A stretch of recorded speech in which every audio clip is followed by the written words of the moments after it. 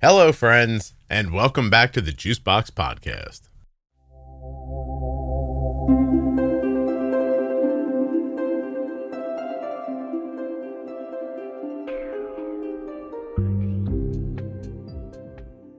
I'm speaking with Travis today. He's 40 years old, he has 2 kids, and he was diagnosed with type 1 diabetes when he was 5. For much of his life, his A1Cs were in the 19s, but today, he's been using the iLet insulin pump for over 6 months. Please don't forget that nothing you hear on the Juicebox Podcast should be considered advice, medical or otherwise. Always consult a physician before making any changes to your healthcare plan or becoming bold with insulin. When you place your first order for AG1 with my link, you'll get 5 free travel packs and a free year's supply of vitamin D. drinkag1.com/juicebox. Don't forget to save 40% off of your entire order at CozyEarth.com. All you have to do is use the offer code JUICEBOX at checkout. That's JUICEBOX at checkout to save 40% at CozyEarth.com. How would you like to make a difference for people living with type 1 diabetes, including maybe you or someone in your family? All you have to do is go to t1dexchange.org/juicebox and complete the survey. You need to be a U.S. resident who has type 1 diabetes or is the caregiver of someone with type 1. t1dexchange.org/juicebox. This episode of the Juicebox Podcast is sponsored by Omnipod 5, and you can learn more right now at my special link, omnipod.com/juicebox. Today's podcast is sponsored by Touched by Type 1. Check them out on Facebook, Instagram, and at touchedbytype1.org. If you're looking for an organization who's helping people with type 1 diabetes, you're looking for Touched by Type 1. This episode of the Juicebox Podcast is sponsored by the Eversense CGM. An implantable 6-month sensor is what you get with Eversense, but you get so much more. Exceptional and consistent accuracy over 6 months, and distinct on-body vibe alerts when you're high or low. On-body vibe alerts? You don't even know what that means, do you? EversenseCGM.com/juicebox. Go find out. I'm Travis. I'm 40 years old. I was diagnosed with diabetes at the age of 5. I'm married, have 2 kids, and that's about it. All right. Had diabetes for 35 years. Diagnosed. It's been a roller coaster ride. Has it? Oh, it has. Yeah. How did it start? So at 5, I got diagnosed, walked into the doctor's office or children's hospital on the North Shore. My blood sugar was 896. So I was in the record book for being the highest awake patient to walk in, I should say. And then it's just been kind of figure it out from there, because that was the good old 80s of here's some insulin, check your sugar, and here's a sliding scale, and have fun. Do you remember doing this while you were in school? I do. I use diabetes to get out of school a lot. I would fake not feeling good, and then they would call my grandfather, and my grandfather would come and pick me up, and we would go to Denny's and have some lunch, and then I would have the rest of school off until my mother figured that one out and gave the school a glucose meter, and then they would make me check my blood sugar to... Wow, it was that easy, Travis? You said you just kind of showed up in an office and went, diabetes, gotta go. And they just let you go home? Pretty much. I said I didn't feel good. They said it was because I'd say it was because my diabetes, and they would call my grandfather, and let me go. Wouldn't check nothing. Just ship me home. Hey, Nurse awesome. Mary, the beaties got me. I gotta get. And she's just like, yeah, no problem. That's fantastic. Then my mom caught on, and so they gave the school a glucose meter, and then they would make me check it. So that scheme stopped. I bet you she kicked your grandfather in the ass once or twice too after that. No. If they called, my grandfather was to tell the school to check my blood sugar. Did he not know that you were being slick? No, he did not catch on. Ah, okay. How did you talk him into the Denny's? It was his idea. Oh, I see. You were just shooting once or twice a day at that point? Yeah, it was I believe Lentis. It was the cloudy and the regular clear. Yeah. So you would mix both of them at whatever, mealtime. Stick them in on your way. About every 12 hours, like before breakfast, before dinner kind of Yeah, it thing? was breakfast and dinner time. Okay. So when I woke up, we would check my sugar, check the sliding scale, draw up insulin, and then off to school I would go. Then I'd get out of school and it would be dinner time and we'd check my sugar again.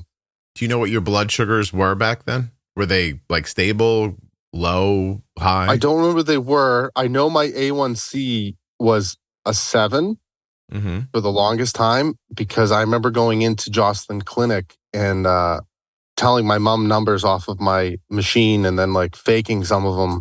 She'd be like, wow, these are all really high. You're going to have to explain to the doctor why your A1C is out of whack. And then I would get my A1C back and it would say 7. So I figured I was doing pretty good, whatever I was doing. How old were you at that point when your mom's telling you this is on you? You better figure it out. Probably 9 or 10, because this is when I couldn't drive. So I was going to appointments with my parents still. Well, yeah. How old are your kids? My oldest son is 21 and my youngest daughter is 11. 21 and 11. Travis, you had a baby when you were 19 on purpose? That was not on purpose. Okay. Did they know that? My son? Yeah. Yes, he knows. Yeah, I was going to say he's kind of hard to hide, right? Yeah, no. No, I really wanted to start a family. So, yeah. Okay. Your kids with two different people or the same person? Two different people, yeah. Okay, makes sense. My point in asking how old your kids were is that you had two children at 9 years old. Would you put them in charge of anything? Yes and no. Okay. Would you put them in charge of the health and welfare of a 9-year-old? No. Oh, okay. No.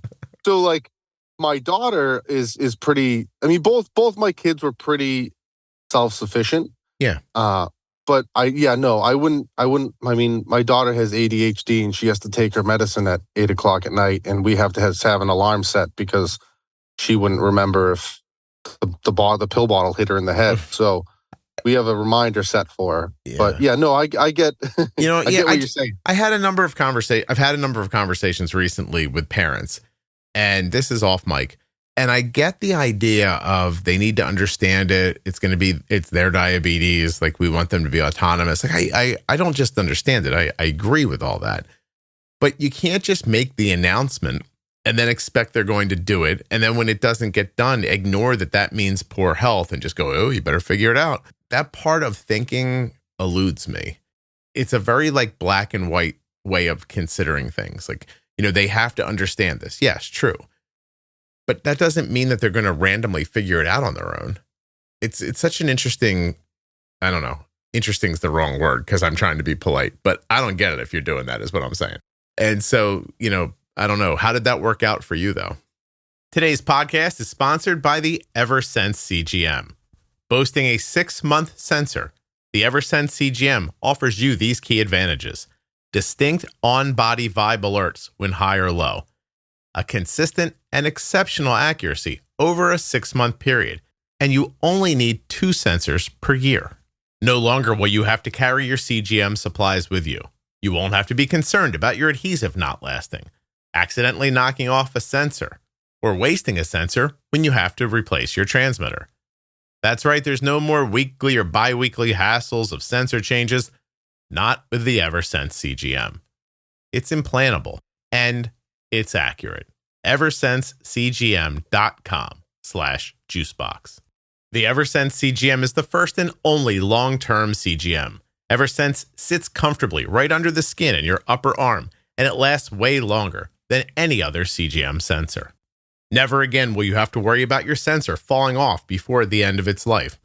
So if you want an incredibly accurate CGM that can't get knocked off and won't fall off, you're looking for the Eversense CGM. EversenseCGM.com/juicebox. My daughter is 20 years old. I can't even believe it. She was diagnosed with type 1 diabetes when she was 2, and she put her first insulin pump on when she was 4. That insulin pump was an Omnipod, and it's been an Omnipod every day since then. That's 16 straight years of wearing Omnipod. It's been a friend to us, and I believe it could be a friend to you. Omnipod.com/juicebox.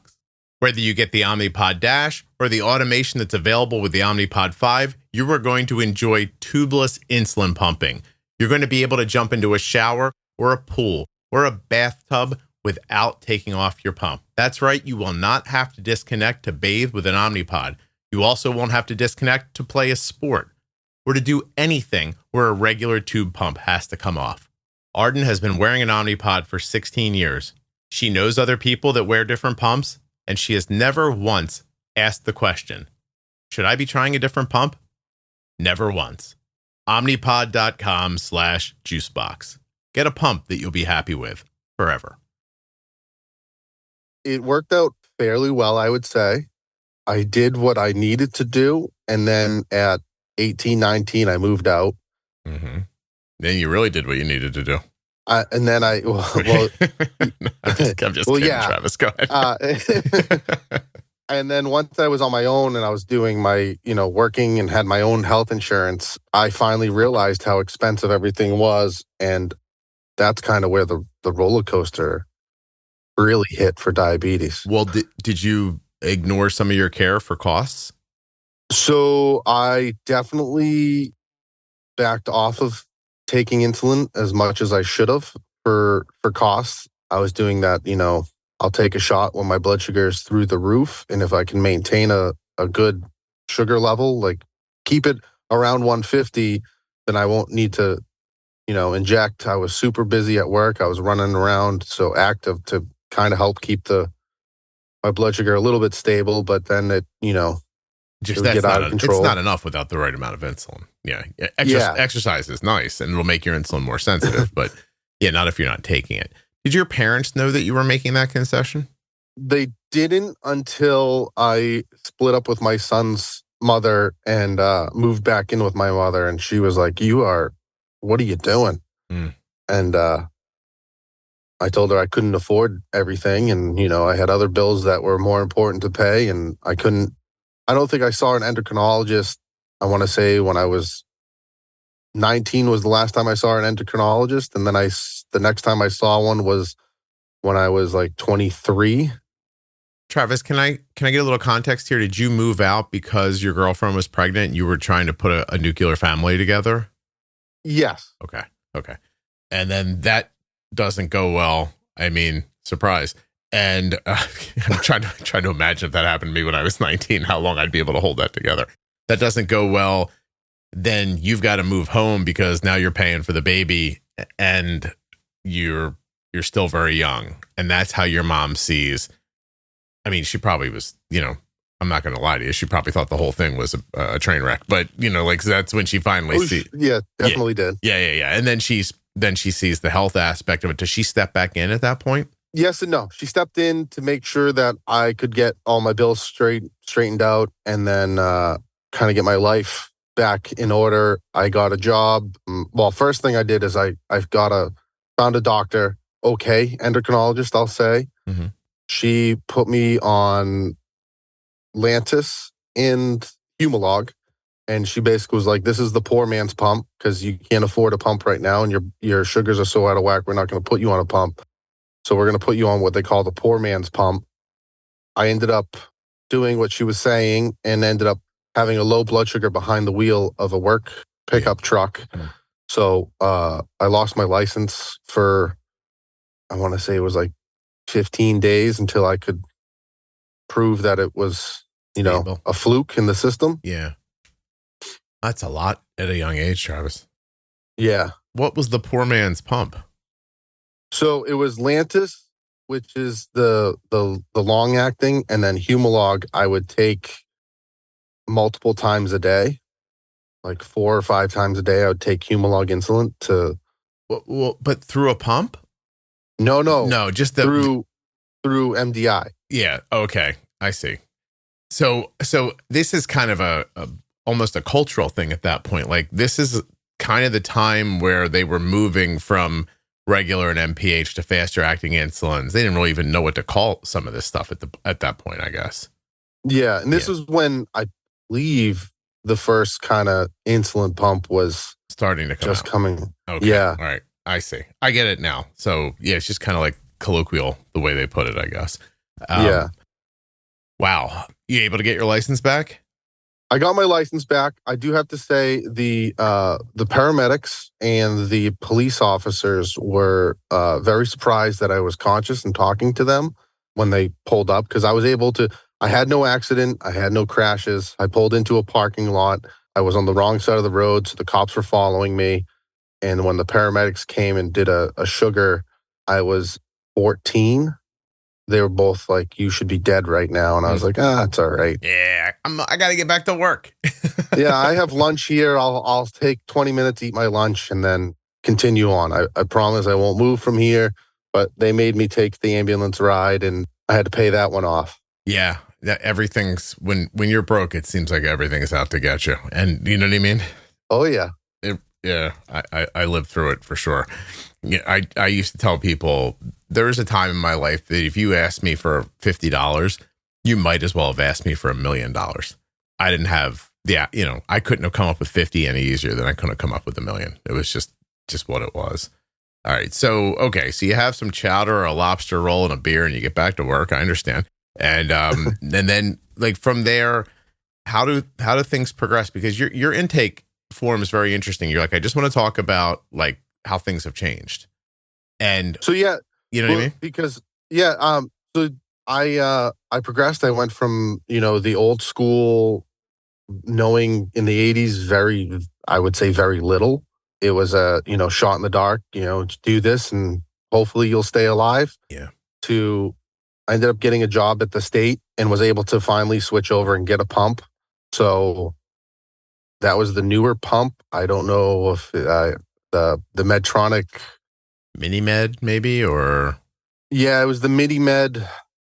You could get like a clear body, a black or a blue. Fancy. I want to say.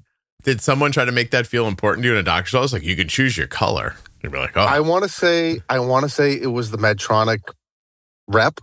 Right. It was like, what color do you want? Like this is, and I was like, I don't care. Yeah, like, as long as it keeps me alive, that's all that matters. Unless you have, I don't have diabetes in that wish list in there, I'm good. It doesn't matter exactly. To me. Yeah. I got on the pump. Life was, pretty smooth going. I want to say my A1C went from, I want to say like a 19 down to maybe a 13 with the pump. So I was pretty impressed and I was happy with bringing it down and kind of fighting to bring it down even more.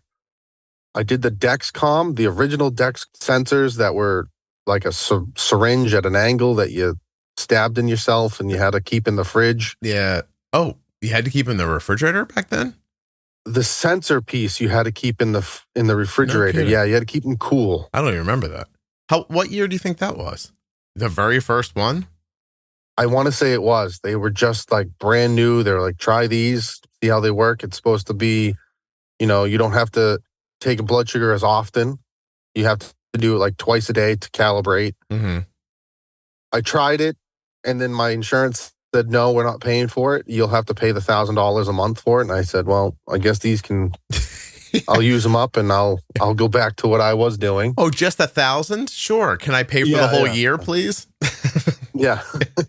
Can I get a 10% discount for that's crazy. Here's the thing I'm really focused on. You're diagnosed when you're 5. We're talking about a time when you're in your early 20s and your A1C's 19 in your early 20s. Yeah, it was bad.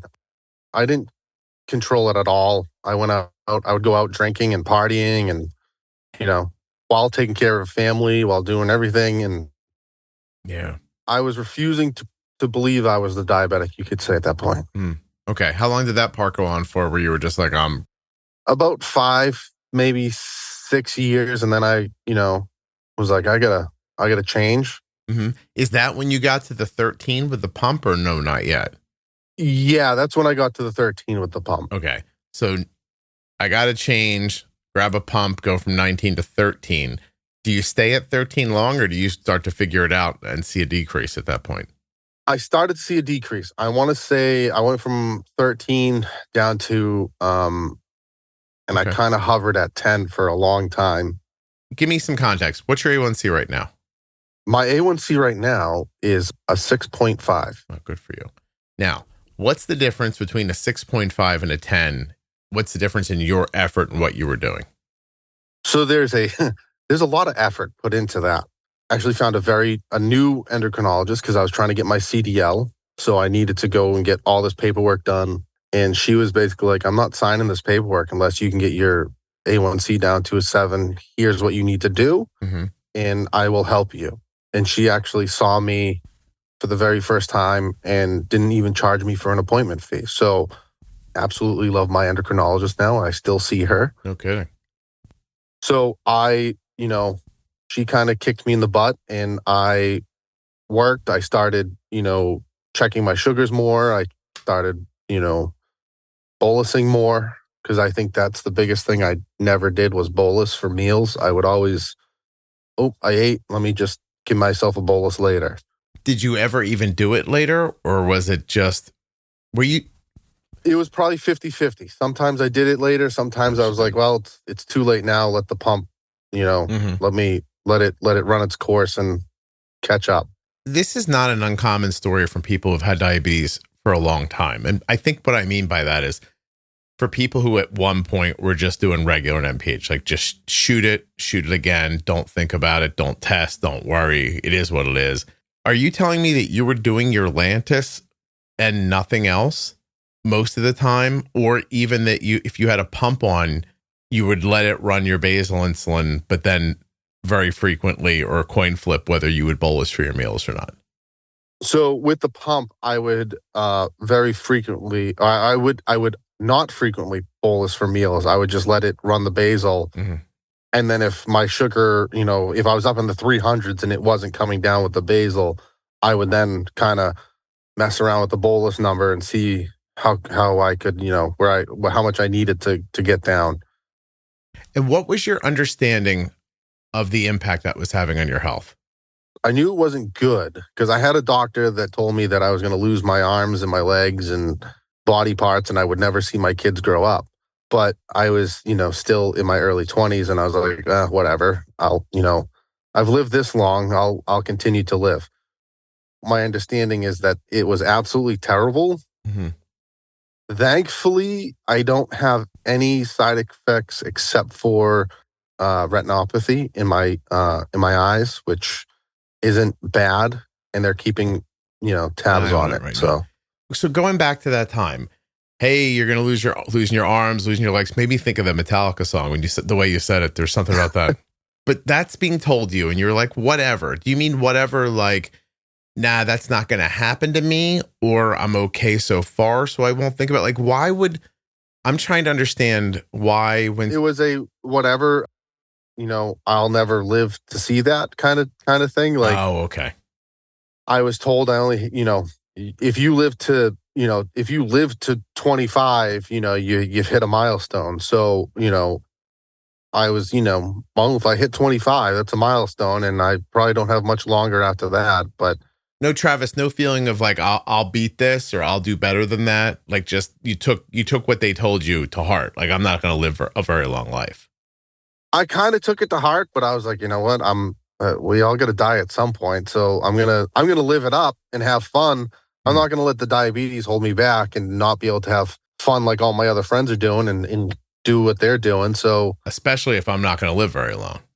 Yeah. So if I'm going to die, I'm going to die having fun with a smile on my face is how I looked at it. And I made it to 40. So I'm doing pretty good, I think. I think you're doing well. Let me ask you a question. If this all happened and you were 40, you're the person you are right now. And I came in and I said to you, Travis, you're not going to live very long.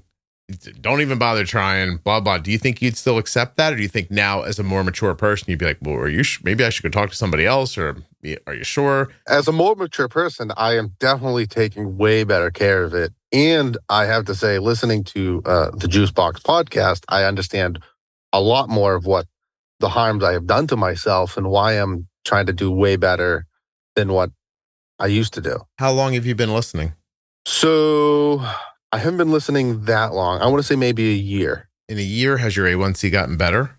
There's kind of an odd story in there. I have the iLet pump now. Oh, good. I was on the trial. I was in the trial for it. And then once I was able to receive it early because I was in the trial, and spoke to the creator of the iLet when I was getting hooked up and doing my setup process. And he kind of mentioned, "Oh, have you heard about this podcast?" And I was like, I kind of looked at him up and listened to his podcast with you first. And then I was like, this is pretty interesting. And then started going through them, and I now listen to them every day. Oh, wow. I subscribe now too. So Thank I you. get to listen to them early. Oh, thank you. Hey, that's not a thing I usually bring up, but yeah, if you pay like a few bucks a month, you'll get the episodes a day early, and there's no ads in the Pro Tip series or the Bold Beginnings series. But that's neither here nor there. That's a little ad for myself, Travis. But I don't want to get off track because this is incredibly interesting. So in 35 years, you went through this process, but still in all, a year ago, you were pretty lost. I would say so, except for my endocrinologist, who would yell at me. Well, not really yell at me, but just be like, listen, I can't help you if you don't help yourself. Right.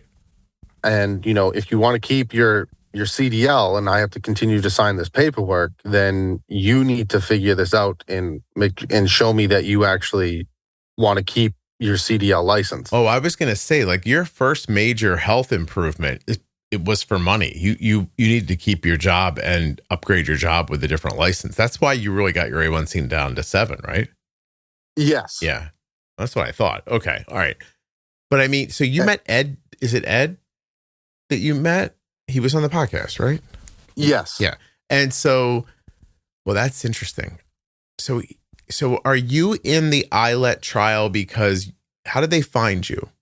So I'm in the iLet trial because my endocrinologist knew the doctor that was running it. Mm-hmm. And she gave my name, and they reached out, and then I reached out, and I got into the trial. My A1C, when I started the trial, was at a 7. And then after 3 months of being on it, my A1C came down to a 6.6. Wow. And they gave me all the paperwork and, basically the breakdown of what the iLet pump was doing and what it was giving me for breakfast, lunch, and dinner boluses. Yeah. I have to say how amazing my endocrinologist is that she had my pump, my Medtronic 760 or whatever it is, set up pretty close to what the iLet was doing, minus the basal rates. I mean, minus the boluses. Okay. So I basically took what I was bolusing for breakfast, lunch, and dinner on average. And when I started back onto my Medtronic pump, I would, that's what I would give myself as a bolus unless I ate a little bit more. Then I would kind of bump it up a little bit. If I ate a little bit less, I would bump it down. So I was basically doing what the iLet did, but in a manual mode. Yeah. So, wow. Do you think it's possible that your doctor said, hey, I think I have somebody for the study because you fit the bill of what they were looking for, which was people who are looking to not really be involved very much? I think so. Yeah. And that is, I hate to say it, but I want to be involved, but I don't want to be involved. I have, I want life to be life, and diabetes is part of my life, but I don't want it to overwhelm and take over. Mm. I can't tell you that I think there's anything wrong with that desire. I understand it. I think this pump's going to help a lot of people who feel that way as well. Has listening to the podcast made any difference for you on iLet, or is there not really any kind of adjustments you can make anyway? Or is it more about bolus timing, stuff like that have you gotten from it? It's more about bolus timing because you really can't make any adjustments. The biggest thing I think you need to figure out is your meals. If it's a usual meal, a bigger meal, or a less meal. Yeah. And that's where you kind of need to know your carbs.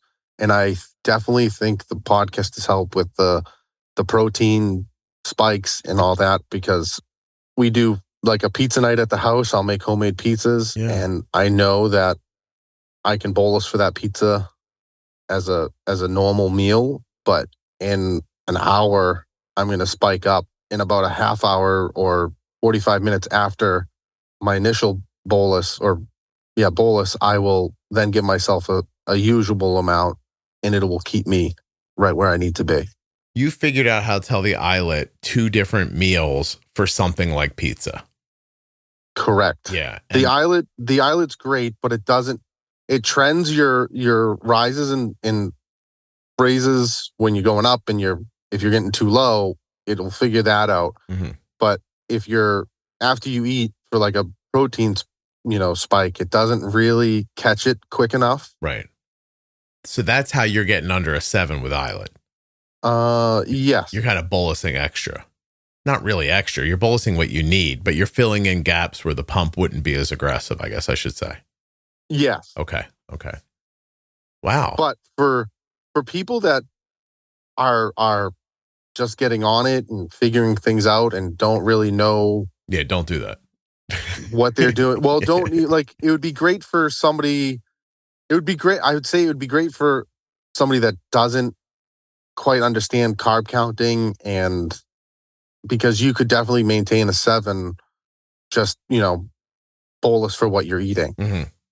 because it will catch it. You might hit 200 and sit at 200 for a little bit longer than you would like, or I would like now, but it will definitely catch it and bring you back down. I see. Yeah, no, when he explained it to me, I really did think there's a great many people. Actually, you're the kind of numbers I was thinking about when he was talking about this thing. There are people wandering around with 13 A1Cs all over the place.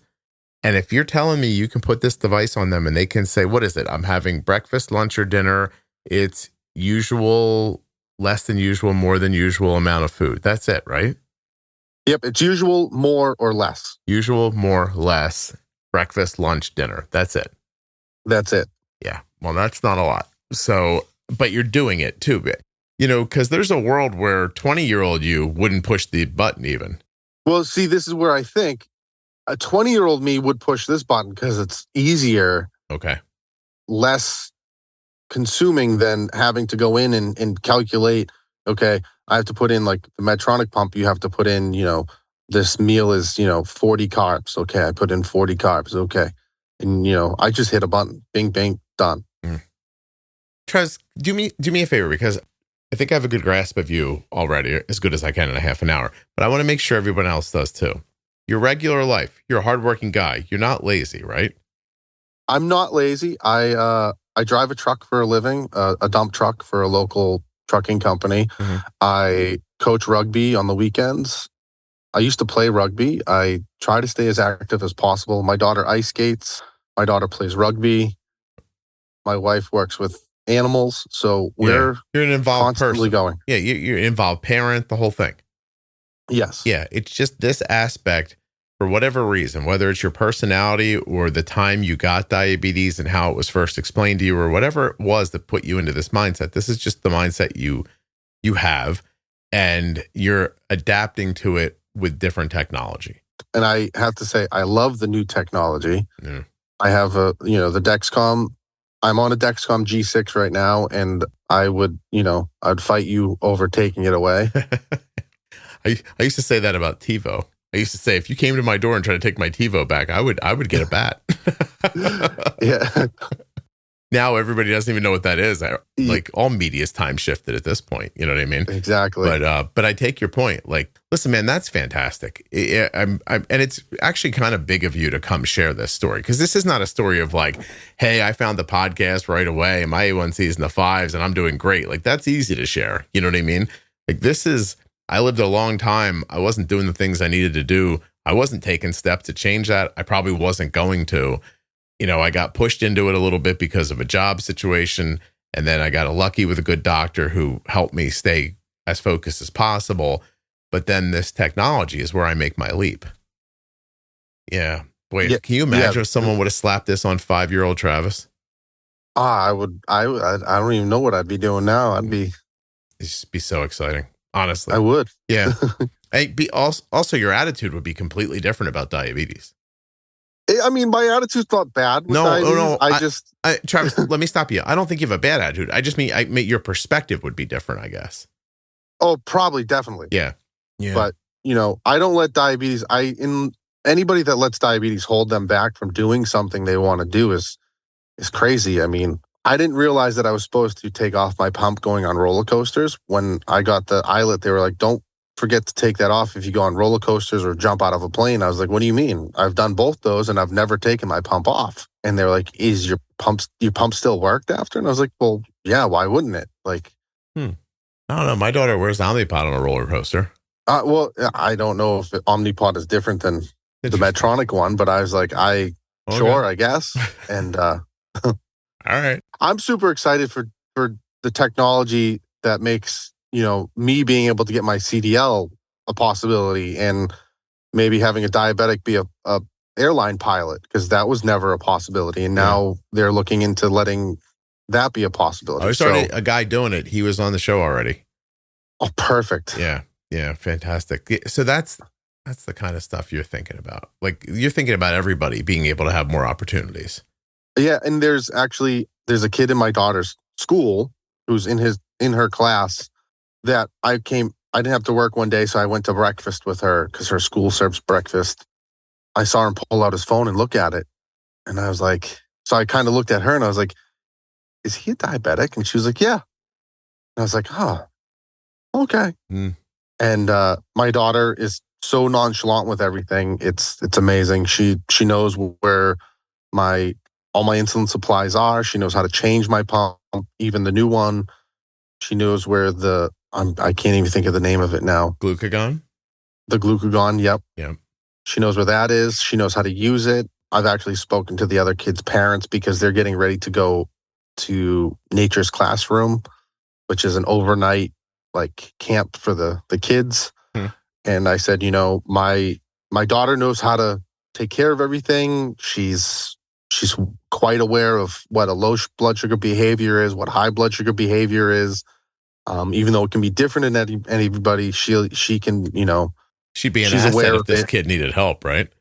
Yeah. And I was like, and I said, she knows what a glucagon pen is and how to use one.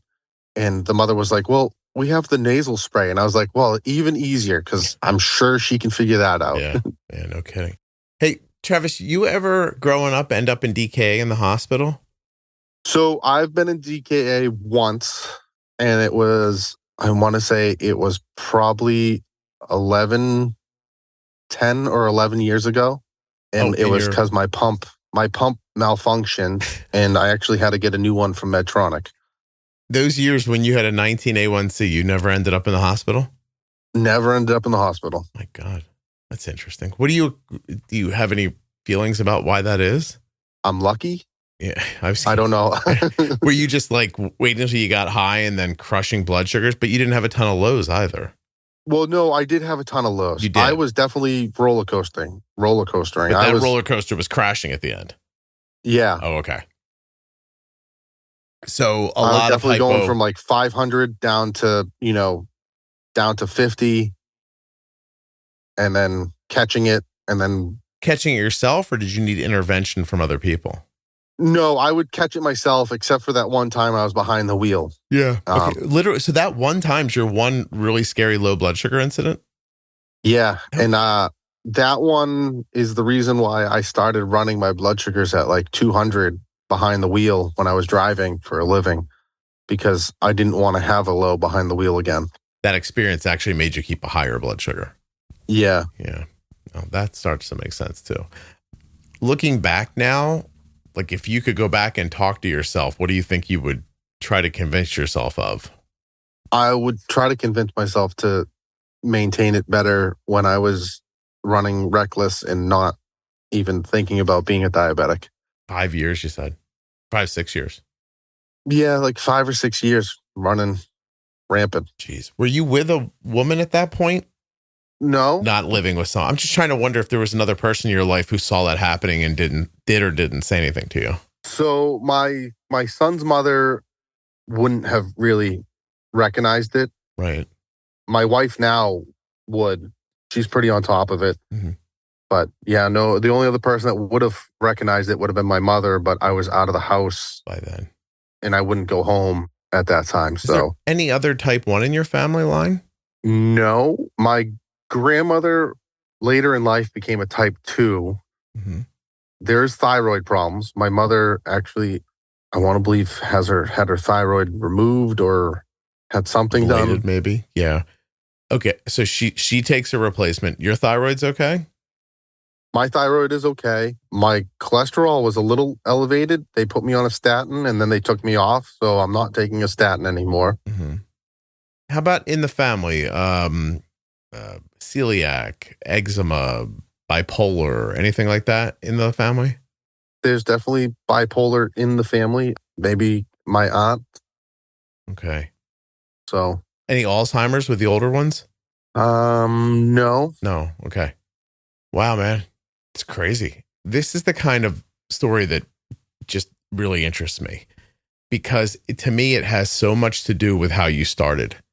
And, listen, I don't know that we can blame anybody in the 80s, right? With today's standards, like that would be a pretty big stretch, but still like so much of where you are is where you started. Yes. And the other thing too, I mean, my parents are separated now, mm-hmm. but they were both in the service. They both got into drug use. So when I became a diabetic and my mom had to draw up syringes, she said it was the hardest thing for her because it would bring back flashbacks of when she was using. So that's they were using in the military or when they got out? I believe it was the end of the military. I'm not too sure. Okay. My mom's been open and, about all drug use that's been throughout her life. And, it's a pretty open book. So she said, what age do you become aware of that? When we were like 16, 17, she used to tell us, because she was trying to keep us on the straight and narrow. Did that work or did part of that partying? I've never done drugs. I mean, I've taken painkillers that probably weren't prescribed to me, but I don't do that. It was, that was in the, we're going to count that, but not in the same way, Travis.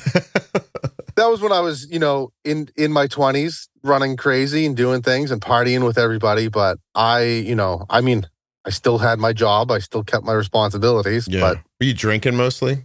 I do. I still drink now. I don't drink heavily. Mm-hmm. I'll have, a few drinks on the weekend. But back then you were pounding it, right? Back then you could consider me a binge drinker. Yeah. Okay. And throwing a pill once in a while? Yes. Okay. Wash that down with a little whiskey, maybe something like that? Yeah. Wash it down. Yeah. And then you guys, would you just hang out? Were you like roaming the streets of Boston causing trouble?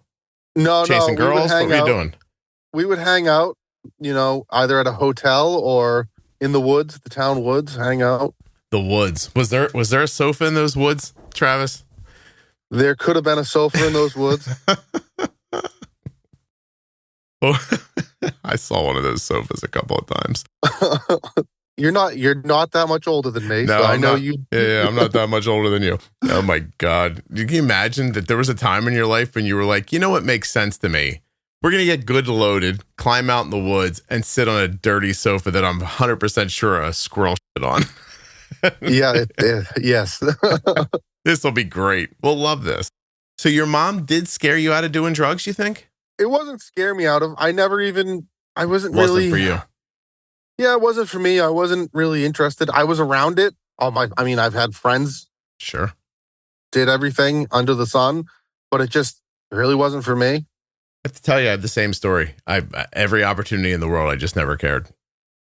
Never really cared for it or thought to try it. It's interesting.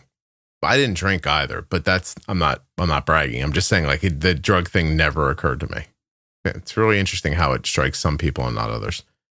It's strange. I don't know. Like, my really good friend still smokes pot to this day, and I'm like, I don't have a ton of trouble with smoking pot, I have to be honest. But like, I'm talking about like my friends were doing cocaine and, Yeah, well, my friends were too, and now they just all smoke pot now. They kind of grew out of everything else, so. They grew out of it. I grew out of cocaine, don't you worry. It's funny to say, but it's true. Yeah, no, I know. I know it is.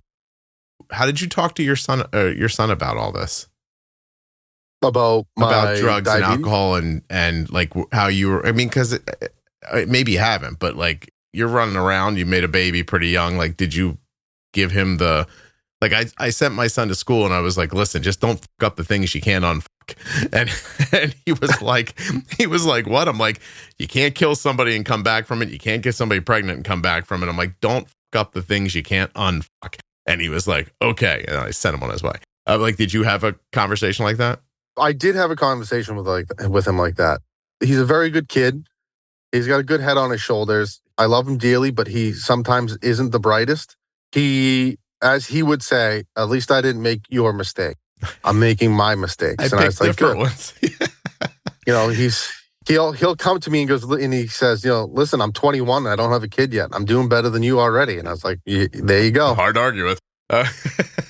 Also, nice that you guys can talk about it, because with that freedom, because he is talking, it must be difficult on some level for him. He's talking about himself as a mistake.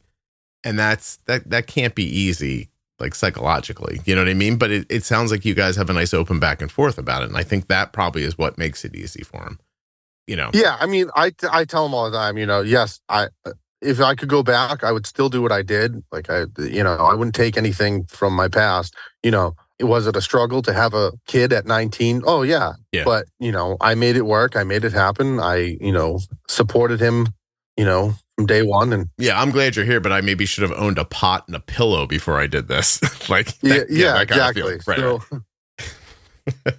but I'm like, you're not a mistake. You were an oops. And he's like, oh, thanks. Makes it so much better. And I was like, oh. Well, it does a little. Actually, there's a lot of context in the word mistake. You know what I mean? Like not on purpose, and something I wish I wouldn't have done is very much different. So it's interesting. I'm thinking of calling your episode Shot in the Dark. That you said that earlier, and I thought, how come there's no episode called Shot in the Dark? It's like such a nice like double entendre and everything. Anyway, I'm working towards that. Unless I just call it Boston, and it's gonna be that. How the hell do you live through the winters? I'm not lying. When the wind comes in off the water, why don't you all just scream, die, and fall over? All honestly, I hate wintertime now that I'm older. I used to love it as a kid. I would love to get out of Boston and move down to Tennessee, all honestly. But oh, yeah? I have to convince the wife to do that, but she's been working for the same company for 25 years now, so that's where the struggle lies. Tennessee has become a very popular place for people to move. I would love to go out in my flip-flops, in my shorts, and just leaf blow the snow away. And to call that winter. Exactly. I have to be honest with you. I do not want to live in the cold, especially as I get older too. It's hard sometimes. Like, even just the other day, I mean, you and I are close enough to each other. It got really windy and bitter the other day. And I had to run out for something and groceries. And I, pushed the cart back to my car and I put the stuff in and I took the cart to the return because I'm not a piece of shit. And if you don't take the cart to the return, I'm judging you. And so I'm taking the cart to the return. Me and this guy like make eye contact and he looks at me and I look at him and I went, I'm so fucking cold. And he goes, me too. And he said, I think it's because I'm old. And I was thinking the same thing. And we ran back to our cars and that was the end of it. 25 years ago, I would have gone to the grocery store in shorts on that day. I wouldn't have thought twice about it. And it's just, I don't know what it is, but I don't want to feel like this anymore. So yeah, no, I don't want to. I mean, I shouldn't say too much because I salt for you needed the snow. So I get paid to be out in the cold, but I don't want to do it anymore. Yeah, I don't. I'm with you, man. But I love the company I work for too now. So hard to leave. It's hard to leave. Yeah. No, I see that. I'm watching my wife. My wife has a job offer this week, and I'm seeing how it pulls on her in both directions. It's actually kind of very interesting. All right. What else? You got anything else you'd like to talk about? Is there anything we haven't talked about? I want to make sure I'm not missing anything from your perspective.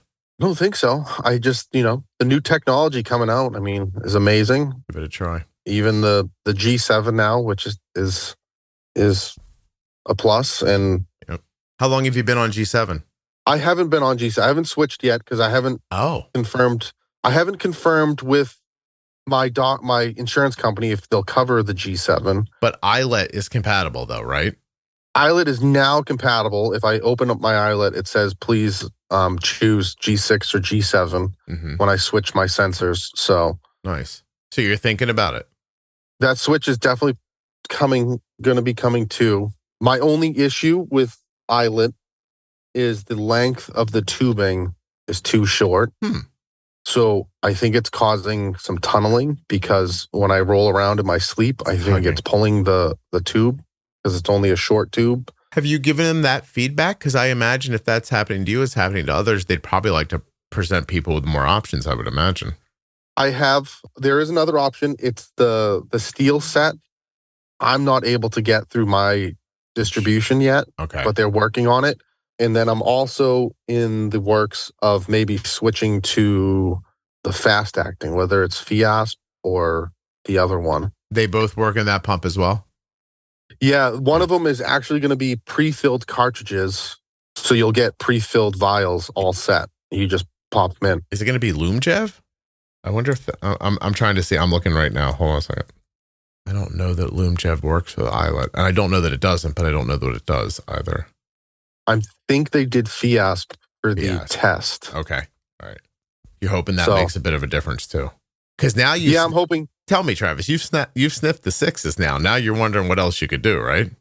Well, I'm hoping just to stay in the sixes or even get to the low sixes. So my other thing too is I'm in discussions with my endo about maybe getting on Wegovy because I'm having trouble losing weight, and with everything I've heard on the podcast, it could help with my total daily dosage. You want to talk about it? Give me one. Sure. Yeah, let me say this first. U.S.-based diabetes-focused medical technology company Beta Bionics has received FDA clearance compatibility of the Fiasp pump cart pre-filled insulin cartridge. So that's what you're talking about. Not that. iLet, providing users with a choice of 3 insulins, Novolog, Humalog, or the Fiasp pump cart. So those are the 3 that'll work with it. And that's really cool.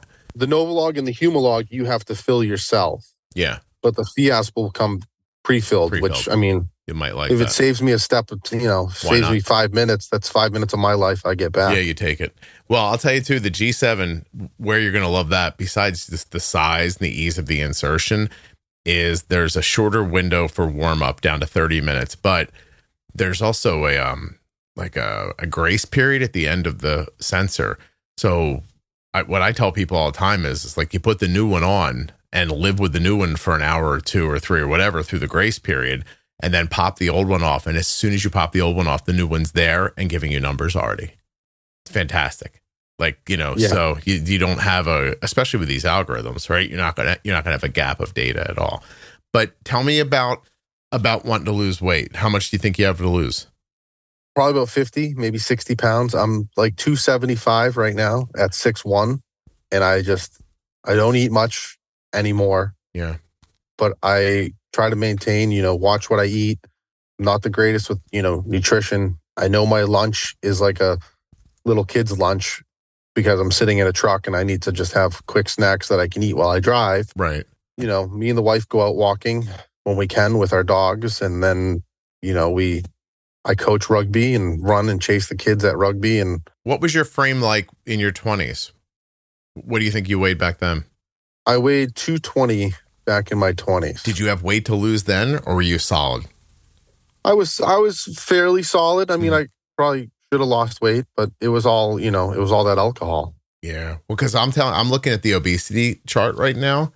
At 6'1", you are considered obese 227 to 295. So that puts you in that category. You'd have to get below 182 to get to moderate weight, which means, and the reason I think that's important is because that means that you qualify right now for a GLP medication for weight loss. If your insurance company covers it, it'll be free even. You got to find out if your insurance company covers either Wegovy or Zepbound. And I'll tell you, I'd try for Zepbound if I was you first. Okay. Maybe fewer side effects and the hope of losing more weight than on Wegovy. But man, I thought, I'll tell you, when I started this whole thing, I don't know if you've listened to my diary about losing weight, but I started at 236. And I told my wife, I'm like, boy, if I lost 20 pounds, I'd be great. And when I lost 20 pounds and I looked, I was like, oh, I'm still fat. I was like, oh, why did I think I only had to lose 20 pounds? That's ridiculous. And then I said to her, I'm like, well, I'll just need to get under 200. That'll be really great. Then I got under 200 and I was like, nope, that's not the answer either. And now this morning, I am the lowest I've ever been. 187. 187, is that right? 197? How much do I weigh? Holy crap. Hold on a second. No, I think it's 197. Hold on. 187 plus. This is embarrassing. I weigh I think I'm 187 this morning. How about that? Isn't that crazy? What I've learned over this last year, Travis, is the number is meaningless to me. It's about my health, how I feel, and what my body is holding on to that it shouldn't be holding on to. I was 187 this morning. I've lost 46.4 pounds in total since I began this whole thing. I guess I started at like 233 or something like that. I forget now. So I still have it around my midsection. I still have what I would consider to be 3 handfuls of fat around my midsection. And I'm trying to get rid of that. I just moved up on this. Me and my wife did Weight Watchers and we lost weight on that. But how much? We stopped doing it and then found the weight. Yeah. And then I want to say right now my total daily dosage is like 89, 90 units per day. Mm-hmm. So I'd like to cut that down because I'm burning through insulin like you wouldn't believe. So have you heard some of the stories lately? The little girl, for instance? I did. Yeah. And that's kind of the one that was like, I'm gonna talk to the doctor about this. Now, this would not be this is not going to happen to everybody. I don't even know if it'll ever happen to anybody else, but her mom texted me this morning. Her daughter hasn't had a bolus for a meal in 90 days. And pretty impressive. Glucose average 109, standard deviation 23. GMI through the Dexcom is 5.9. And that kid has type 1 diabetes. Wow. So, and I'll tell you that we started Arden on 0.25 of Ozempic, watched her needs drop significantly. I would say 6, maybe 8 weeks into it, it stopped working as well. So we moved her to 0.5 and right back again to the lower insulin needs. But Arden's basal went down from 1.1 an hour to 0.8. So what is that? That's 0.3 an hour times 24. And then her insulin sensitivity basically doubled from like 1 unit moves her 42 to 1 unit moves her 83 now, I think. I think that's our setting. And then her carb ratio went from 1 to 4 to 1 to 8, maybe 7.5. But still, who cares? Like, that's a lot less insulin. You know what I mean? And that, nothing, I think, me, I think everybody should take the amount of insulin they need. I'm never advocating for people to think of insulin as too much or too little, because I really do think that runs the risk then of people not caring for themselves well. But these GLPs for type 1s, I know they're not covered at the moment, but it can't be much longer. Like it's going to have to be. They're studying it now, and these conversations are probably going to help, at some point. And it's not like my daughter lost like 50 pounds or something like that, and that's why she's using less insulin. Like she lost a little bit of weight, but maybe like, 8-10 pounds, something like that. It's not just because of that, because now the weight's down, and when her body got used to that level at 0.25, the insulin needs started to go back up again. Yeah. So she had a little more. Now she's back in. I don't know where she'll settle in at, man, but if you could get that, it'd be a big deal for you, I think. Yeah, that's my hope. I know FIASP isn't covered by my insurance. Oh. But I reached out to them and I, kind of let them know my dilemma, and they said that they're going to, they'll look into it. So I'm hoping they change formats and it's not a level 4 whatever prescription. Well, I have to pay full price for it. So yeah, get it covered under your formulary to give it a try. Well, listen, I mean, do you think they'd cover the weight loss medication? Because you might not matter. The insulin might not matter after that. I think so. I have to call. That was going to be one of the things I do today was call and see about what they cover for Ozempic or Wegovy or whatever the other one was. I gave a talk this weekend, and there are hundreds of people with diabetes there. And everybody walked up to me at some point and said, "Can you explain how the GLP medication works to me?"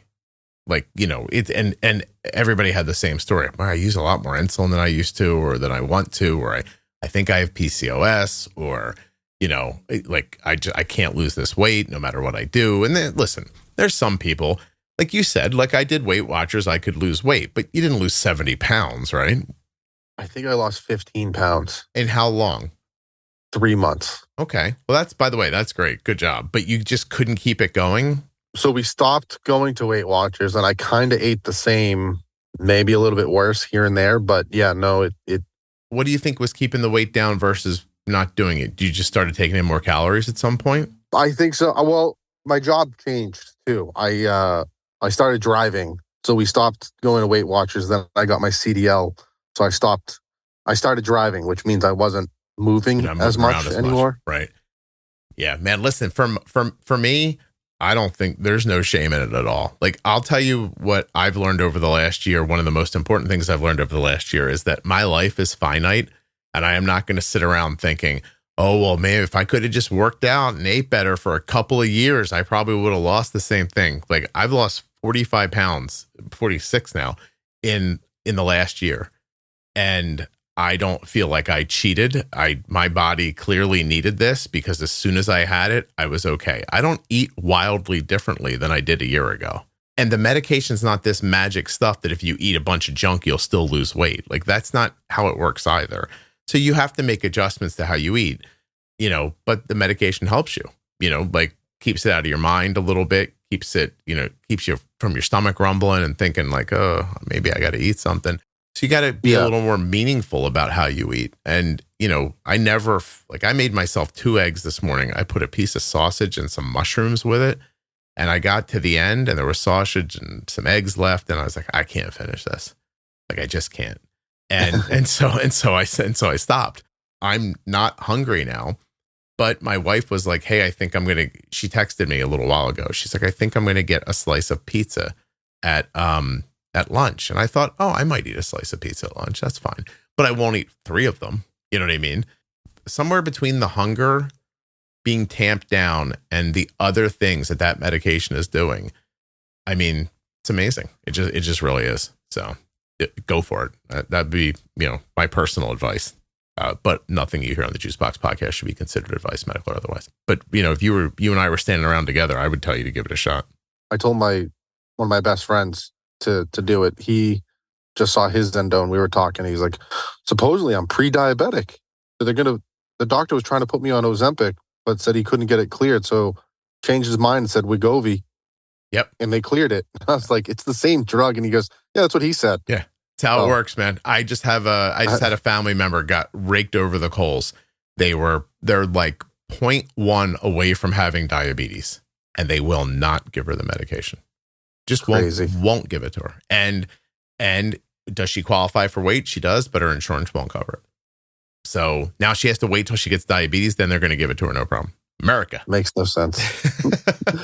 Well, actually, that's not America. That's money. But you know what I mean? In Massachusetts, I can get disability for being a diabetic. So really? Yeah. Where would that come in handy? I have not a clue. I have never done it, but I know I worked with a guy whose wife was on disability because she was a diabetic. And I was like, I don't want to hear that. That's awful. Travis is like, I want to work. I got to keep moving. I'm trying to get to Tennessee. Yeah. I need to work. I couldn't be home all day. It's funny. I'm watching my son get older and he's like, you guys work too much. And I was like, yeah, that's how it works, man. I don't know what to tell you. I was like, he's like, the end of the day is the end of the day. And I was like, I don't know what you're talking about. I got to get these podcasts out. I got to do this. I have to do that. Like, I have things I got to get done. I don't want to be working all the time, and this is it. Like, it's a successful entity. Like, this is what it takes to support it. If you don't want to have something this successful, you could probably work less and still be perfectly happy, but you're not going to do something like this. And so I'm watching him figure the whole thing out right now. It's pretty interesting. It is. Yeah, I'm watching my son do that. So yeah, I said, one day you'll understand. Like, you will. He's like, when will I understand? And I said, as soon as you have a bill to pay and it's for another human being, you'll get it pretty quickly.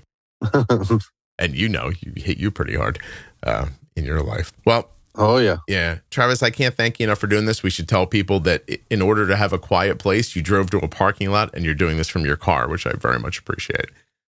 I am. Yeah. Very cool of you to do. I'm going to say thank you and wish you well. And thank you so much for doing this. I really appreciate it. No problem. Thank you. And please keep doing what you're doing because it's a wealth of knowledge to everybody. Well, if I listen to my son, I'll be taking off the afternoon and just flitting around. But don't worry, I'm not listening to him.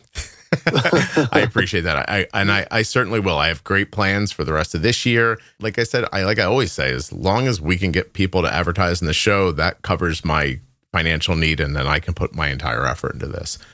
It's great to hear that someone told you go check out the podcast, and then to hear then how much it helped you is very encouraging for me. Definitely gives me all the motivation I need to keep doing it. So I appreciate it.